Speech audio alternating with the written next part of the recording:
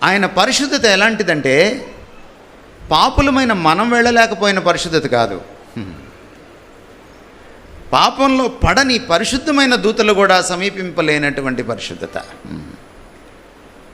అందుకనే వాళ్ళు చూడలేక రెక్కలతో కప్పుకుంటున్నారు, తాళలేక ఒళ్ళు కూడా కప్పుకుంటున్నారు. నా ఇలాంటి reverential fear, sense of fear మనకెందుకు లేదండి? మనకెందుకు మన దేవుడంటే చులకన? ఎందుకు మన దేవుణ్ణి మనం ఆషామాషిగా తీసుకుంటాం? ఎందుకు ఆయన సన్నిధిలో వనకడం మనకు రాదు? ఎందుకంటే ఆయన పరిశుద్ధత మనం ఇంకా అనుభవించలేదు.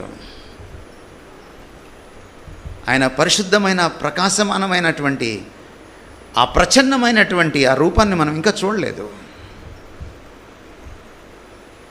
ఎంత షాక్ కొడుతుందో మనలాంటి వాళ్ళకి రేపు అక్కడికి వెళ్ళిన తర్వాత.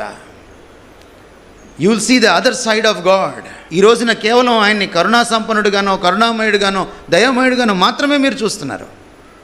But on the other side ఆయన ప్రచన్నమైన దేవుడు, ఆయన పరిశుద్ధమైన దేవుడు. Can't you understand this God? And when you understand, you fear him. ఆయన ఎవరో మనం తెలిసినప్పుడు, గుర్తించినప్పుడు మనం వణుకుతాం. ఒళ్ళు దగ్గర పెట్టుకొని చర్చిలోనే కాదు, ఇంట్లోనూ బయట అన్ని చోట్ల ఒళ్ళు దగ్గర పెట్టుకొని జీవిస్తాం. మిగిలిన దేవుళ్ళు అలాంటి దేవుడు కాదు ఈయన. పాపాన్ని చూసి చూడనట్టు పోయే దేవుడు కాదు ఈయన. ఈరోజు నా మారు మనసు గురించి చెప్పడం మానేశారు బోధకులు. ఈరోజు పాపాన్ని ఖండించడం మానేశారు బోధకులు.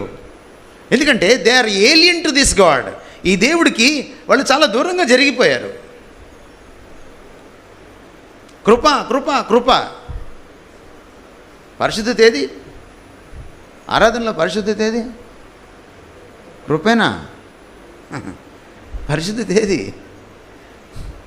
100 పాటలు రాస్తే 80 పాటలు కృపే.